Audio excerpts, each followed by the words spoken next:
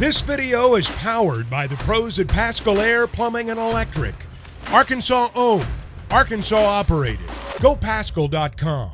We're going to say hello to Connor O'Gara, and then we're going to have to say goodbye to him for a couple of months because he's going to be on daddy duty while the rest of us are enjoying a summer vacation. But that's exciting, Connor. And, man, you and your wife must be on pins and needles these days. How you guys holding up?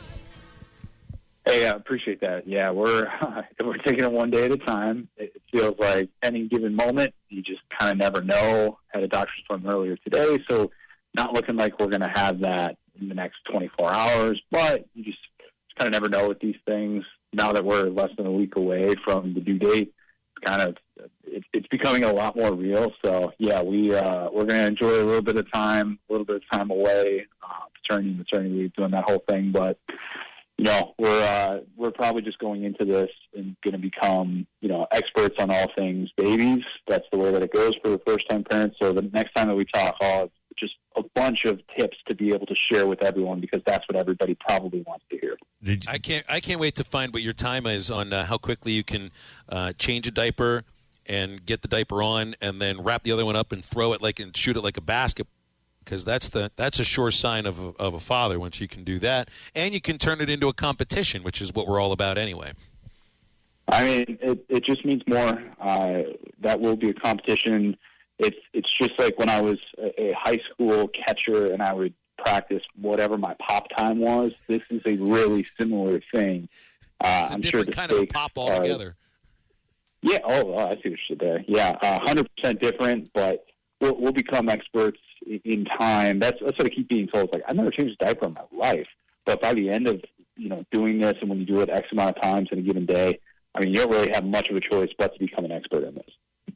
Connor, where do you see Notre Dame ending up in all this? We were talking earlier with I think their TV schedule's out in 2024. They want triple their money that they're getting. I don't see them as a SEC school. I see them more as a Big Ten school.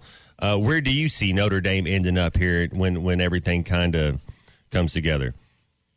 I think they're going to stay independent. I mean, I really do. I don't think that they're going to join a conference, despite the fact that there is so much motivation to join the Big Ten, an invitation that we know has been there forever. It's not like this is, they're only going to offer them at the turn of this new media deal, and they would never be willing to make that work. No, like Notre Dame has pretty much what feels like an open invitation to join the Big Ten, and it hasn't done that despite all of these increased rights deals. And, you know, now that deal with the Big Ten, who knows, probably don't want to be a part of that, and that's looking a little bit more murky than it did a few months ago, a few days ago even. So, yeah, I think Notre Dame stays independent for a while. And if you point to the college football playoff and say, well, you have to join a conference because you want to be able to get that bye, I actually disagree. I think Notre Dame is a team that could really benefit from having a home playoff game.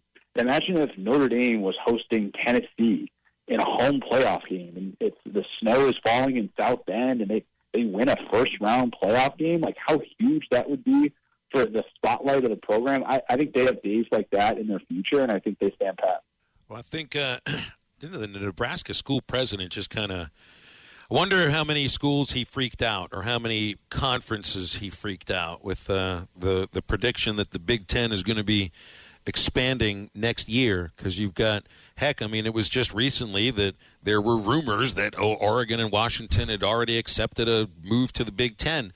Now with everything going on in the ACC and the feeling that maybe that conference, if people find a way to get out of that grant of rights, which I keep hearing is ironclad, but – these schools are, you know, these magnificent seven are doing things for a purpose.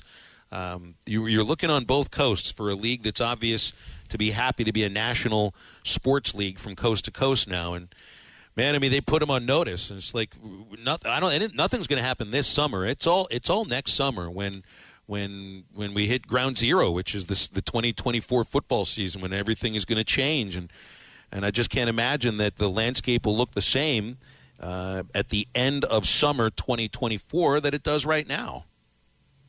I'm going to guess Oregon and Washington are going to the Big Ten. I think that's the next move. When that happens, exactly, who knows? I mean, seeing the way that this entire thing with Kevin Warren has played out, with not having this media deal locked in, even though they announced it, and the money back that Big Ten schools are going to owe. Who knows if that maybe we'll put that on the shelf for a little while.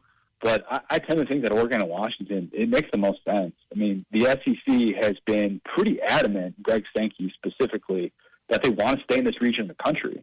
And it's not just, let's get from coast to coast, let's do it that way. And Greg Sankey has kind of been pretty out there, I think, in terms of the way that he's addressed the regionalization of the sport and wanting to keep the identity of this conference associated with this region, where the Big Ten has just been like, nah, you know what, we don't really care. We like being coast to coast.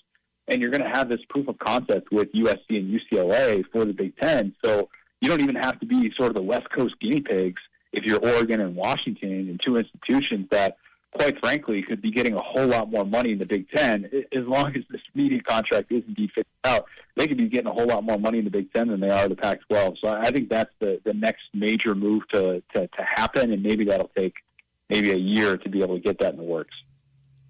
Connor, when you read Pete Thamel's story in ESPN, and you see what kind of a mess the TV deal might actually be for the Big Ten, and they've got some big things to figure out as far as that's concerned, and that includes money going from schools to networks that they weren't expecting. When the Pac-12 feels like it's imploding, and ESPN apparently says that they're not negotiating anymore for any content from the Pac-12. The ACC, we've talked about that. The Big 12, it's growing a little bit, but it's not what it was before. The SEC is a standalone league in college sports. Yeah, there's some infighting about transfer portal and tampering and things like that, and people will feel that the league office might lean towards this school or the other. But when you see how they share the revenue equally, nobody ever thinks about leaving the SEC, and why would they? When you know that there's peace amongst the members as far as all of those things are concerned. There's not peace amongst other members. There's no league in college sports that is run as well as the SEC. There's a great realization that every SEC fan should have in the midst of this fallout with Kevin Warren, and that is you are in great hands with Greg Sankey, and you should sleep at night knowing that guy's going to have the conference. He's going to have the conference's best interest on the top of his mind with every decision that he makes. And that includes the new scheduling format, which some teams are going to claim that, they've got it more difficult than this team and that team, whatever. But at the end of the day, you can hit that pillow knowing that your league commissioner would never do anything quite like this. And to think that anybody could come into the SEC and poach one of their programs like we saw Greg Sankey do in the Big 12, or like we saw even Kevin Warren do to the Pac-12. To think that anything like that can happen, or that Greg Sankey would sign a media rights deal lasting 20 years, like what we have going on with the ACC, which has created a lot of unrest with the Magnificent Seven. Greg Sankey would never put the SEC in a position like that. And for all those who continue to say, like, you know what, the SEC, people are just, they're homers, and you guys are living in your own world. No, the SEC is sitting so unbelievably pretty, entering this very new era of college football that we're about to embark on. And that's not even just the expanded playoff and what NIL is becoming. That's potentially getting into the pay-for-play and all of those other things that can be associated with these new media contracts that are going to bring in more money than ever. So I look at it from that standpoint, and I think Greg Sankey has given a lot of SEC fans a reason to feel pretty good about themselves on this Monday. Connor, we got into this last week a little bit. Arkansas has brought in, out of the transfer portal, a full defensive unit. 2 defensive ends, 2 tackles, 2 linebackers, and now 6 defensive backs, 1 safety, 5 cornerbacks. And I think they're planning for, however long Quincy McAdoo is going to be out this next season. We don't know the situation, how long he'll be out, but I guess I would just be surprised if he's ready for camp. So you bring in a couple extra defensive backs. But that tells you, Sam Pittman wanted to change his defense up. You got a new coordinator. You got a full unit that has come in. What are there any other teams in the conference that you're aware of that brought in like a full unit? I mean, when you're looking at a unit like 2 running backs, 2 wide receivers, a quarterback, or like with Arkansas, they brought in what you could legit have, you could have a full nickel or dime package off of just the incoming transfer class.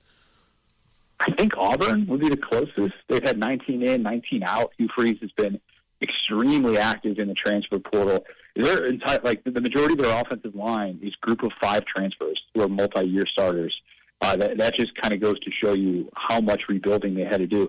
Let's be honest here. I mean, you had to. You can't be that bad and just, we're trusting our development. No, last year told you that your development was not where it needed to be.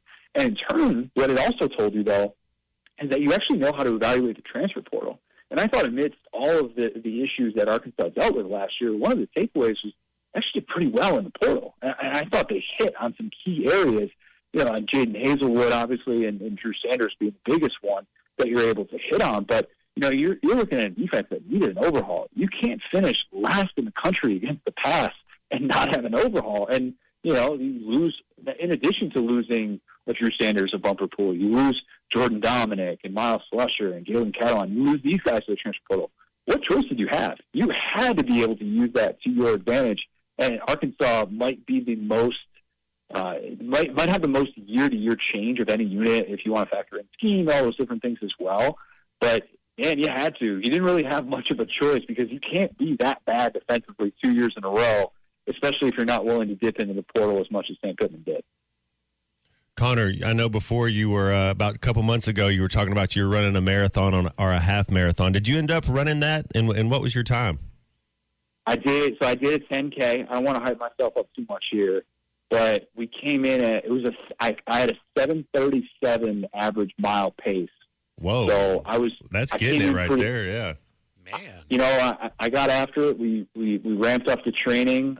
It was the most tired I've been after a race in my life. I've only done one half marathon, but it was a little bit of a slower pace. But man, I booked it. I went all in. I was, pretty much treating it like it was, last game of the regular season. That's the kind of time that would make me puke at the end of the race, Connor. I hope you held it all together. I did.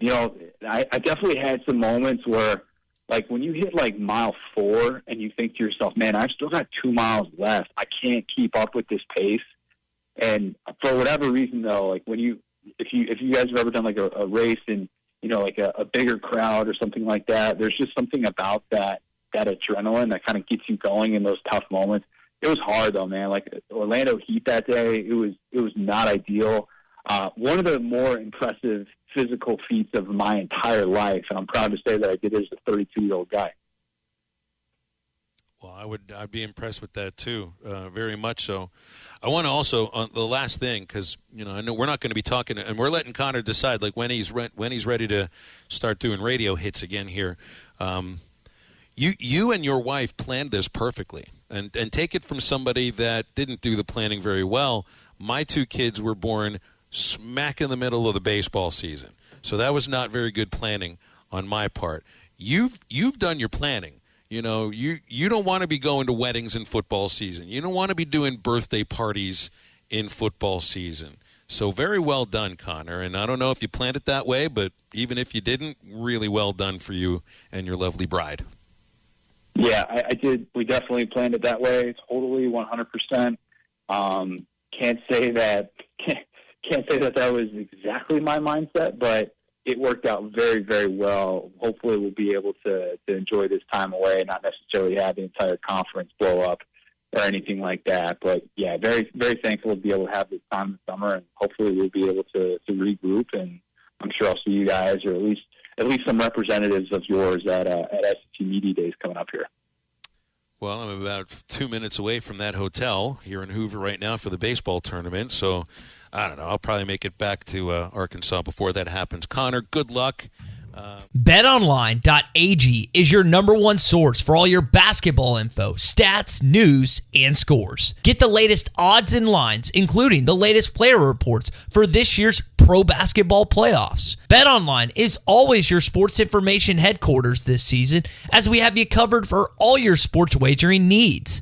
Basketball, MLB, NHL hockey, right down to UFC and boxing. BetOnline is the fastest and easiest way for you to get your betting info, including live betting options and your favorite casino and card games you can play right from your home. Head to the website today or use your mobile device to get in on the action. Be sure to use our promo code BELIEVE to receive your 50% welcome bonus on your first deposit. That's BLEAV. BLEAV. Bet online, where the game starts.